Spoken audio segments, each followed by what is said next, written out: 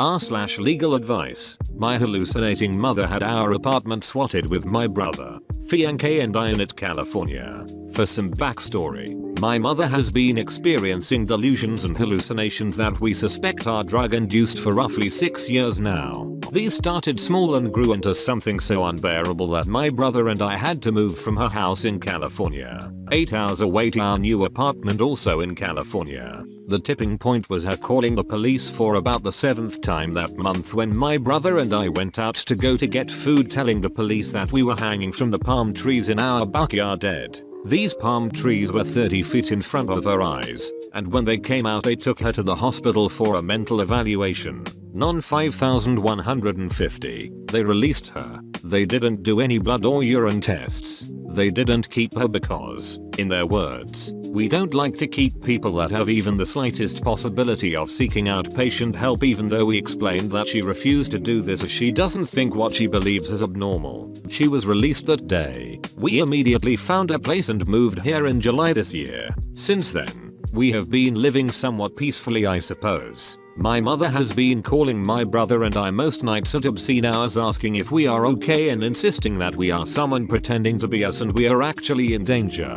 She even did this when we were living at home. But we are afraid to cut ties because we don't know if something even worse will come of this if she has no reassurance. My brother gave my mother our address a couple months ago so that she could drop his car off at our house. I didn't agree with this, but I couldn't stop him. She doesn't live back at home anymore. She had all of the furniture and items put in storage and she drifts from county to county, staying in hotels along the way. She recently totaled her car speeding on the highway trying to evade hitmen. She has been in altercations with a bunch of different county police departments recently. One even called me saying she left a suicide note in a hotel lobby asking me if I think she should be admitted, saying she's currently speaking to police at the hotel. I said yes, as she obviously is leaving a suicide note and isn't well. She wasn't admitted and was let go the same day. The last time we had contact with her was on Thanksgiving. She came to our apartment and was seemingly perfectly fine. She is very polar. One day she is completely fine and seems like a random Jane. The next she's freaking out and at a Mormon church getting an exorcism performed on her. Thanksgiving was a good day. Today, not so much. Today, at around 9:30 am, a police helicopter and 20 officers with shotguns come to our house, pointing a shotgun at my brother sitting at his desk in the living room through the window. He gets up to open the door and let them in. I get a call from an unknown local number while I'm in my bedroom unaware. I answer it and they ask if my name is random name that isn't mine or anyone I knows. I say hang on as I hear someone at my bedroom door. I look up and see a police officer with a shotgun come in and search my room.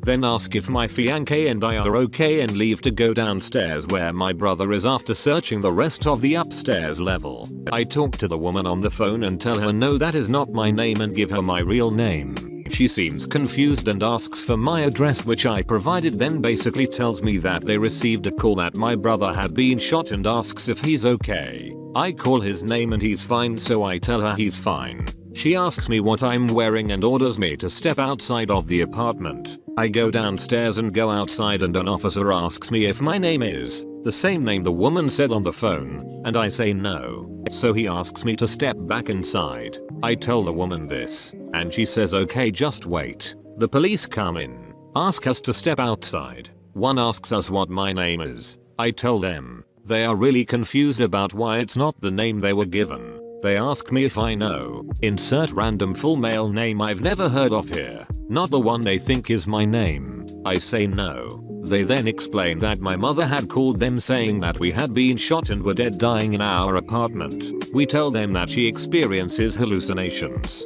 They calmed down and took their shotguns off and placed them back in their vehicles. We chatted about what is up with my mom. Told them that we suspect substance abuse and that she experiences hallucinations and delusions. And he asks if I have any questions. I say yeah. What's gonna happen with my mom? They say we will contact local police department to old house my mom cleared out and see if they can evaluate her or find her there as it's legally her permanent residence. We told them that she doesn't really stay there or anywhere permanently, and they said something about seeing if they can have that local police department find her at that address and 5150 her as she is a danger to us and we could have been shot by them and their shotguns. They eventually left after that. They said that the reason they thought my name was something else is because my mom told them that was my name. My question is, what can I do legally from here to make sure my mother doesn't have us swatted again? She makes our lives extremely difficult and I don't know what to do. Can we somehow get them to find her? Like, track her down? Will they? They didn't seem to take that part extremely seriously, but that could just be my interpretation. Can I file a police report that basically says don't listen to her calls about this address or us? I don't want us to get caught up in an accidental shooting because of her recklessness. We want out of her mess. Can we report her for suspected substance abuse? Will they track her down for that? We want to be safe and we would prefer it if she could be rehabilitated as well for whatever she's going through. Whether it's substance abuse or schizophrenia or both, as it puts everyone in a very dangerous situation. To clarify, we did not suffer any physical or property damages from the swatting and we do not wish to seek legal action against the police as they were actually very nice and were just doing their jobs. Thanks for your time. Follow up. Talk to the police officers you talked to when they came to your home. Ask them to put you in touch with whoever is handling following up with your mother about this. That way if you find out where your mom is you'll know who to tell so they can go pick her up. Also, ask about how you go about pre-reporting the possibility that this kind of false report might happen again, so that maybe next time the officers know going in that a call is likely fake. Swatting is a crime in California. You should file a police report and register your concerns about being swatted again. Unfortunately, the police probably won't ignore all calls about your address because crimes do happen. It may be possible to get a restraining order as further documentation. Beyond that, trying to minimize contact as redirect are all you can do. Is it possible that it's a mental illness instead of a substance abuse? I'm not a doctor or trained professional, but it sounds like it could be schizophrenia. If you could track her and have her admitted into a mental health facility, there would be trained professionals to help ensure she's getting the right medication and receive consoling. I'm not a doctor either, so I couldn't tell you what's possible. We think it's drug-induced psychosis. It could be schizophrenia. How do we have her admitted? We've tried a little bit already.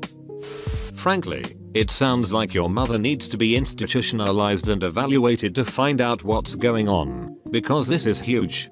I agree, but I don't know how to go about having that done. Not legal advice, but practical advice. Make sure you have all the existing copies of your important documents, SSN, birth certificate IDs, passports, etc. If your bank accounts are linked in any way, even the same bank, go and change banks.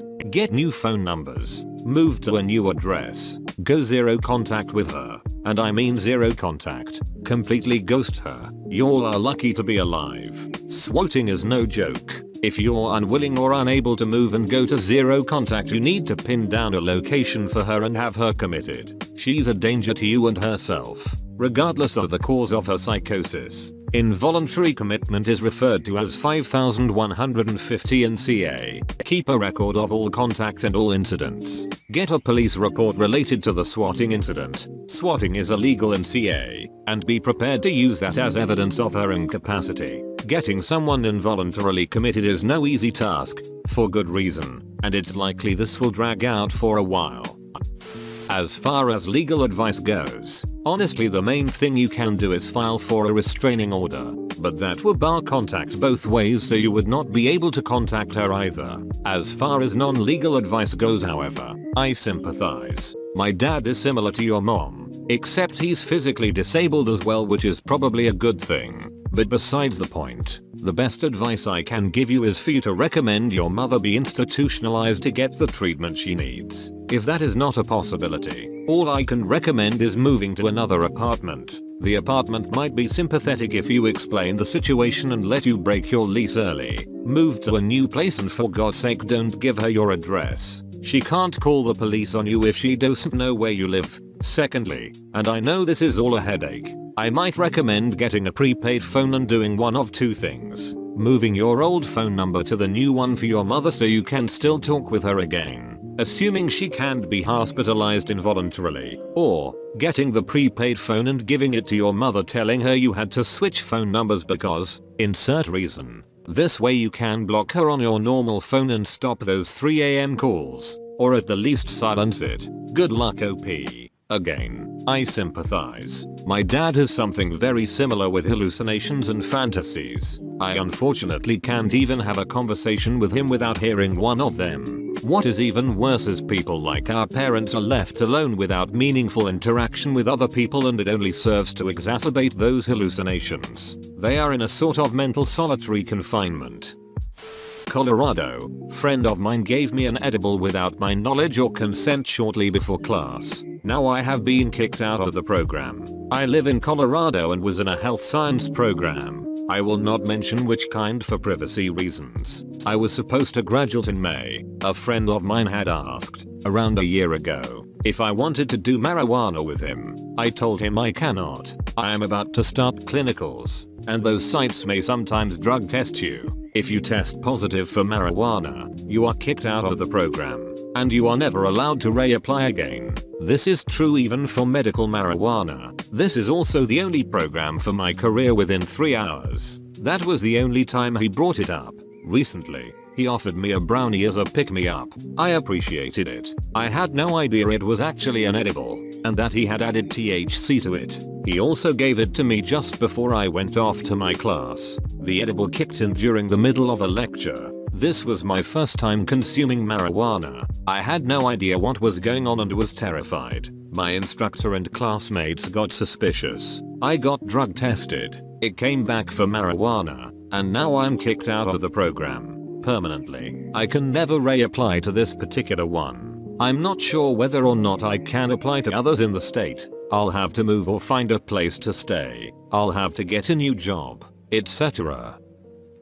I'm also furious because I was so close to graduation. I had 6 months left. My friend did mention, over text, that he did put THC in the brownies and gave them to me to make me high. He is no longer my friend. Is there anything I can do to get him in legal trouble? I want him to be held accountable. And would it be possible to get back into the program if I can prove that it wasn't an intentional high, but rather, my friend caused it on purpose without my knowledge or consent? Not a lawyer, but your ex-friend needs one. He's just committed felony assault. Save those texts and reach out to the police. Contact the police. Show them the texts. Talk to your department chair/college dean and explain the situation. I hope your ex-friend gets into serious trouble with the law. He deserves it. Whoa, you made it to the end? You're a ducking beast. I'll cut you a deal. Smash like and subscribe for more curated content. It's free and that's a great price.